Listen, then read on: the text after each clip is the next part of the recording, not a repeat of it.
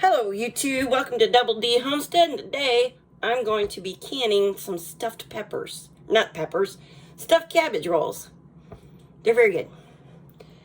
And I've done this before and they come out fine, but do this at your own risk, you know, YouTube disclosure. But yeah, I've done this before and it comes out great. So what I have in a bowl is 2 eggs, and to that I'm going to add 2 pounds of ground beef.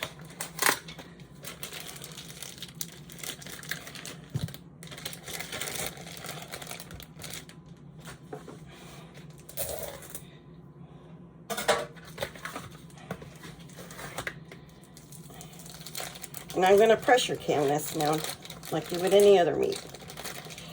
And I'm not going to make them real big either, because I want them to cook real good all the way through. Then I'm going to add a cup of rice.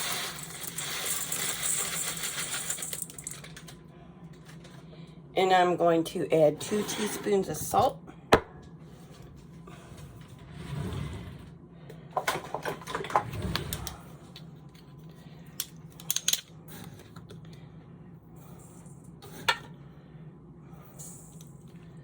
Because I'm going to be using home canning juice for part of this, and that has salt in it too, so I don't want too much salt. And about 2 teaspoons of pepper. And I'm going to add 1 onion.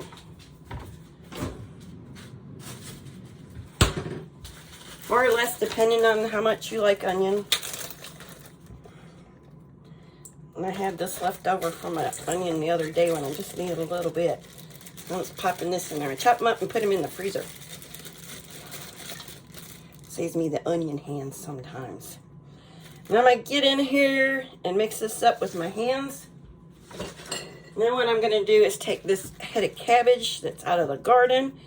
I'm going to wrap this in a towel, a damp, clean dish towel. And then I'm going to microwave it on high for about 5 minutes.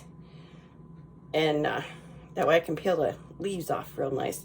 So when I get that done, and I get our little mixture here made up, I'll be back. All right, I'm back. I got this all nice and mixed up. And I microwaved this for 5 minutes, more or longer, more or less, depending on your microwave. And now I'm just gonna peel my cabbage leaves off. In case you want to see how I do that, I just cut it right here by the core. Peel it back. Careful, they're hot. Very hot. Then I'll make a little meatball. Or you can do it the roll away where it's a little log shape. However you want to do it. It's your kitchen. Nobody's telling you what to do in there. Then just wrap it up. Oh, you can't see me. You can't see me. Here. See? Just wrap it up. Beep, beep. And then what I like to do, because I like the flavor of it, is in my jar. I have a tiny counter here, folks. In the bottom of this jar, I'm going to put a little bit of sauerkraut, because I like the flavor with these. It's yummy. I'm not measuring. If I had to measure, I'd say 2 to 3 tablespoons. You don't even have to put this in here if you don't like sauerkraut. And then I'm just going to start filling the jar up until I got a full jar. And then I top it off with tomato juice. And I put the lid on it and put it in the pressure cooker. So there's a leaf that jumped out at me.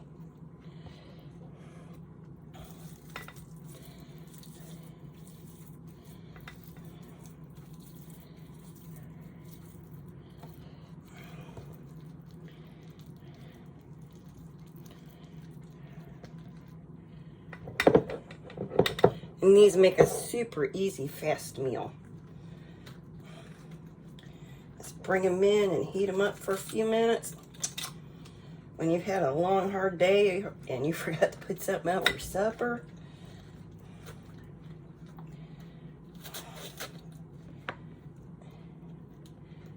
you've been picking the garden all day and canning it, and you're just too tired to cook at night. This makes a good, nice meal.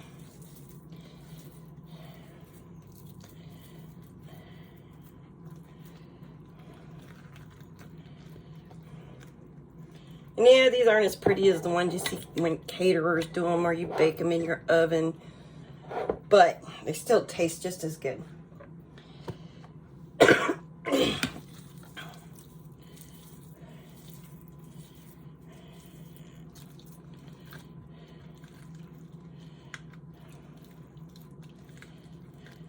They're quite yummy.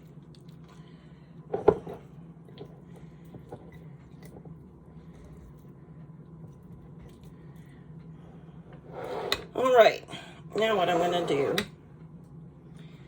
is, I got some leftover tomato juice. We bought this on clearance, so it's store-bought.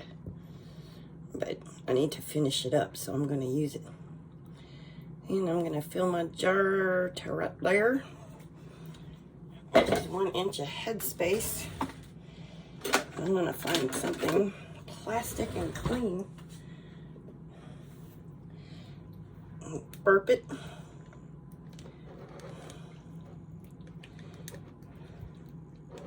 To get the air bubbles out if there's any. Make sure my headspace is still good. I think I need just a smidge more juice in there. That ought to do it. That ought to do it. Then it's always wipe the lid of the jar good before you put, or the rim of it right here, this top rim, make sure it's clean, no chips, no cracks in your jars. And then get you a lid and a ring, pop it on there. And off to the canner you go. And I'll be back when I have them all done. That's it.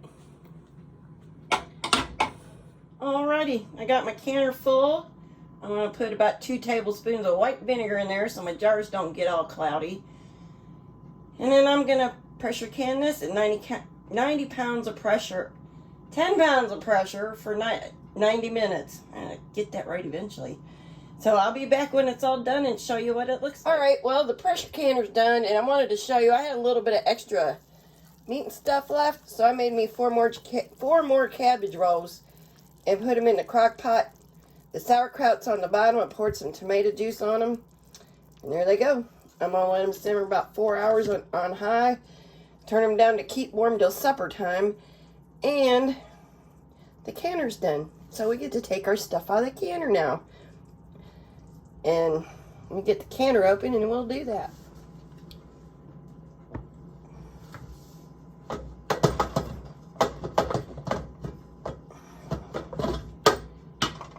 Up and away from your face.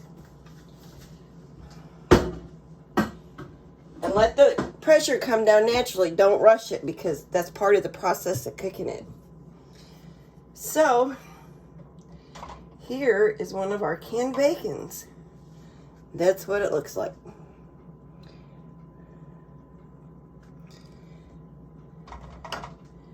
It's not real pretty, but it's real tasty. And it smells so good right now.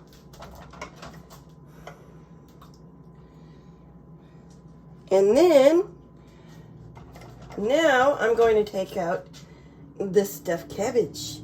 Oh, it's popping, you hear it? Love the little pop, pop, pop, pop, pop. See, it's still bubbling. Can you see it? Can you see it? It's still bubbling.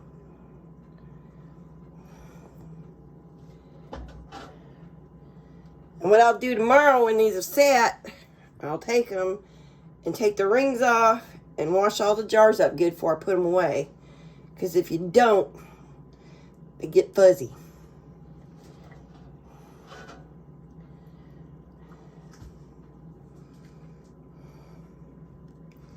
And that's it. That's all there is to it. If I can do this, you can do this.